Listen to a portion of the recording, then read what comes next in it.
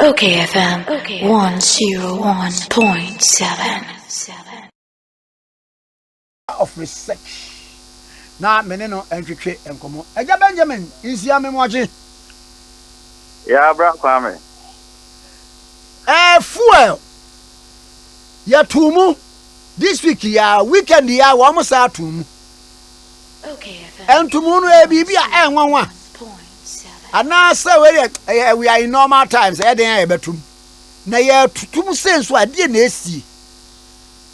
Bro, Kwame da say.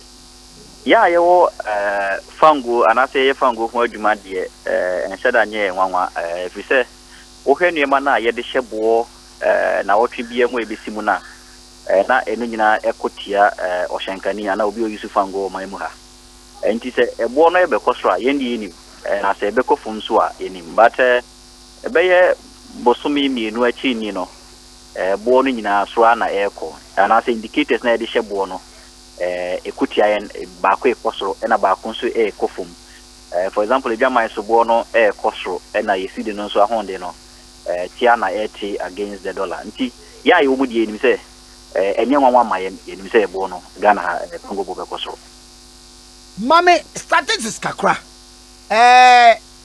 amanyofo wo mo ta de fan wo ye ayi pa wo kai kofo gallon eno ebai NDC for so almost be can be nanado beba no mokaya me massa me ba beto petrol mu me betete so enti yenya yeto aba no ya ye impression ne se dear candidates ahodo ekeka no me metum metete so kofo magalon so petrol mu timito yesi da bi na we ya yesi enti ya ne tro no mu twa kire yen na power ni wo mo nsem so ombetu ma na ombete so anade ben ha I think the power no ewo Ghana for nsem power no politicians nsem power no media nsem power no technocrats nsem say yebema obi aho ato no say ba fango my ho a but I think say because of protocols and because of poor planning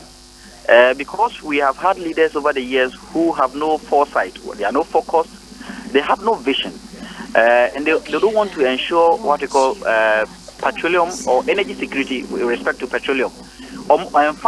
Intino abribiano akoye blame game, but yemfa blame no ma political party back home. And I yemfa blame no mo bibia. I think say yemfa blame no ma yenyina asomai. Say Papa. O man nyina ntim kodwon se ekotofu. Home management ye de ma nipa bi se wo mo nyo ho adwuma. Ye de ma MP, GMP sinie Ghana Petroleum Commission ye, Energy Commission ye. Eti other yen secure non country almost say you are a square holes in round holes. A Juman munim near the Fragana for you. That dear or no politician or boss or better to one. No one is so intimate to no better torture yanadi. So only obey to me and only so be to for example, now we'll come about stars from Omampanyiko for Abreso. I think Omampanyiko for Abreso now you di 0 figures maybe into now that time no a liter was around 6,000 Ghana cedis. Obe free so no a liter drew 11,000. If I say 1 liter converted kind from the 4 digits about 1 digit level until they drew 1 Ghana cedi 10 pesos. Omampanyi Mahama ni ADC omo 8 years ombe free so no na fango no enam 3 Ghana cedis 67 pesos or 3 Ghana cedis 62 pesos. Na me no kasa fango no na Mama free so na say Mama free so na 3 Ghana cedis 67 but no average because na binum so turn 4 Ghana cedis 67 ntina ebi wo fom na ebi wo soro but even yen fa the maximum one no at 4 Ghana cedis 67 as at 2016 this for the maximum one at 4 Ghana cedis 67 na and now I know kasa in diesel na am 13 Ghana cedis 58 13 Ghana cedis 47 13 Ghana cedis 37 nti averagely no diesel na am 13 Ghana cedis 50 pesos so because yen to me bibia ho a anase o shebo se fango no bete so a e na wantimi ante so a na ni nyina gina se oji benua no anase oji leadership no na dwen anhyedan ko fango biaye ho because na dwen ko we a the price of petroleum products could be maintained or stabilized for years without increment, even though there could be intermittent increments on the international market. But because of good policies, because of planned policies, because of well coordinated policies. But me to was here. Me fans have 4 cities, 67 pesos. Yes. Now we kunta petrol since 2016. No. Yes. Increase by 300%. Yeah, that is it. Oh. Yeah, that's the reality. 300%. Yes, that's the reality. Wow. That's the reality. And the reality is that more obin kase yen to me bibian found. There are a lot of options are. Or my Ghana say ye anisi so na ye ma ye technocrats. Yen na the adwin koso say babi e kono e mo ayedin. Let's get problem solving leaders. Let's get technocrats who are ready to solve our problems. This is not a major problem. This could be solved within the next 3 months or the next 4 months. And no one say, you know, your dream basis to say, Babi Econo, a moedi, naepe, moi, you know, I am one boy. I don't make a sembi. Nansen Pacrono, not too technical for him to understand me. May say it looks as if we have leaders, but we don't have leadership. You are right, especially transformational leadership, we don't have them. Yeah, we don't have them. Papa, so all of us suggestion be as to how you better maintain him fuel because the way I escalating I know your day. Say now, Becca. Of Ameda say one, and he say, Yen COPEC, the Jesus say, the high and say, fango boom, my muhano, any taxes because in Neminoka say taxes no only from about 14 to 15%, depending on where you buy your product from. The taxes no 1 Ghana cedi 90 pesos on petrol and 1 Ghana cedi 88 pesos on diesel. Some of the margins here distribution margins we used to free so any tax no nkasa. Tax no 14% of the price build up of diesel. Na me no ka say. This only 1 Ghana cedi 88 pesos every diesel so offer. So diesel no around 12 Ghana cedis or around 11 Ghana cedis, almost 80 pesos per liter. And so we free so now one manage you see the year a best catch it up to the 13 Ghana cedis 50 pesos now out. So the major problem in pricing locally has been the depreciation of the cedi, and I think that the petroleum consumer has been paying for the depreciation of the cedi as an add-on cost, not actually the price on the international market. And that is the position of COPEC. Say mremua bonaye dia no. Any tax in the Utia PC, yes, tax Utia 190 pesos. But so you sue a cedi equivalent, and that's a dollar equivalent of maybe 1 Ghana cedi, sir. Sanka dollar no match cedi at 1 Ghana cedi, sir. Anka fuel buy di umemuha. Okay. I di pano, 4 Ghana cedi. And Sanka fuel. I di for 4 cedis. 4 Ghana cedis. If you match the dollar to the city at 1 to 1. So much dollar no. Sebia a 5 krana. City near 5 to the dollar. Fuel boy D woman a beer 8 Ghana cedis per liter. That is diesel. So difference now utiano over the years no has been how poorly as a mine yet me manage your currency. That is the city against its major trading currencies. Now how do we solve this problem of her? Yeah, petroleum and energy sector now. There are 2 entities, and these 2 entities are public funded. Because a public funded a bribia no beto fango no, udisika kosa entities was unfunded juma ebebo my Ghana. One is Tema Oil Refinery. Oto liter biana utia 8 Ghana cedis, and you've been paying these 8 Ghana cedis since 2004. Me ba say oto liter bia eya kotwa ba ku bia utia say 8 pesos. Sorry, 8 pesos. 8 pesos. Okay. 8 pesos. 8 pesos. Inti utia 8 pesos. Says can I kwai? Ekoto ho say yemfa ntia toka. Yemfa epipe to. Yemfa maintain it to. Me ba to ya na medi nkoma no pay a. Wa mo di fidie wo ni nyina ye obsolete anya dwuma afa ne wo mo pe strategic investor na wa ba no ba ye ayibia na skana ye tua ko na ye de akomo obi a wanya dwuma ho na odi atodua ne adi na CEO ete ho to ho wonya adwuma bia hu ye tua ne can not less than 60,000 cedis a month ada ya dwene nya anase ye de senior sa 7 na ye nyina bi sa se ya dwene nye anase ye den aba petroleum consumer no etua 8 pesos and here the petroleum 8 pesos per liter Liter, yes. Eti mpacho mama konta bi gallon bia ye betua sei. Gallon bia no betua 8 pesos times 4.5. Nti ede bia no wo to ofase ya wo tato fu gallons bebrebe. Ede bia no utua 3 series e chire na akro. Gallon. Ede yeah, gallon no. Ede bia no utua 36 pesos e de ma aban. Wow. Eni e gallon. Eti mpacho se me to 4 gallons, that is times 4. 4. Esika utia ma aban se onfa mato enya adwuma. O ma aban because na the entia ye de sa levy ba ni se ye mpese da achen. Aban benya excuse say to ni machines are obsolete. To ni operations entumi nkoso. So in 2008 because ena ye nim se to enya adwuma. Ye the CEO ni deputy CEO akwatena ho. Ni ye twia o musika boom no agye no ne yire no makodi. Yes. Onya dwuma bia eno ano no fa ada ne yantum na sesika we ni yantim free so the entia yantim free so say okoka ban say ohia say e was say to eyaduma. But I think we all have failed in terms of holding leadership accountable with respect to toll, because sankasa sika na wo sha say oji since 2004 no say enka ye de ani esi to so e holdu aban say aban sika we u Jeffrey o maninya dwuma nka ne senior minua brakwame nka to ye dwuma. And let me tell you the history of toll. Obi akase toll entimi refining products oboa in 2004 year making bra honorable KK upon Jesus kano toll refining 11 million barrels of product. Into 11 million barrels of product no honorable KK upon in 2008 somewhere May e ka say no opeso expand toll from 53,500 capacity to 145,000 barrels a day capacity. And that barrels a day capacity no senkane etumi ba mu a bra kwame enkeni kwan say import to crude. And I import any kwan say import of refined products from the international market. Okay, because in Aminoka say no Ghana consumes 90,000 barrels a day.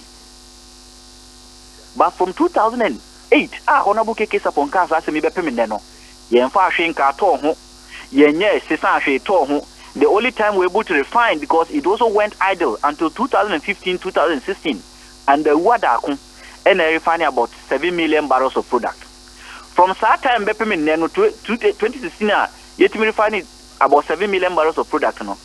The only time we refining products was in 2018, and the honorable Isaac say or refining 948,000 barrels. Ana evidie na wo say aye obsolete no. Nyan one ya no refining. And one of the refining.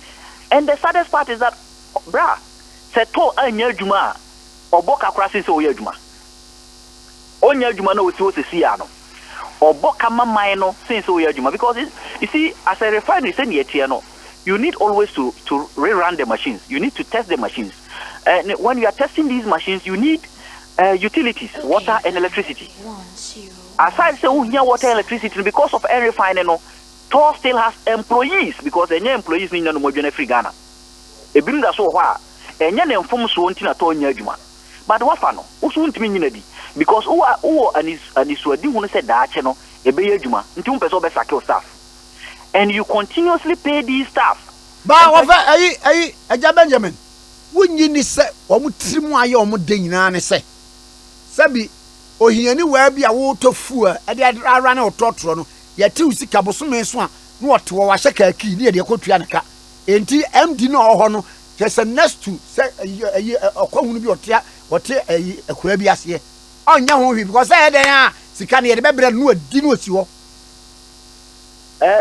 bra I think and one waka no say amanfo hu say omanya sikafo na say adofo de bi eno mudi nti ono no adwumo anya adwumo obeji ne sika di nti onfa ho say be adwumo, because den a o shenkani no betua 8 pesos per liter edi amayo anya den a gallon no o shenkani no betua 36 edi amano anya den a say o shenkani no to 4 gallons a obetua almost 2 cedis edi amano. And the years was shenkani bi etua 2 cedis edi mato say to nya adwuma na nya adwuma.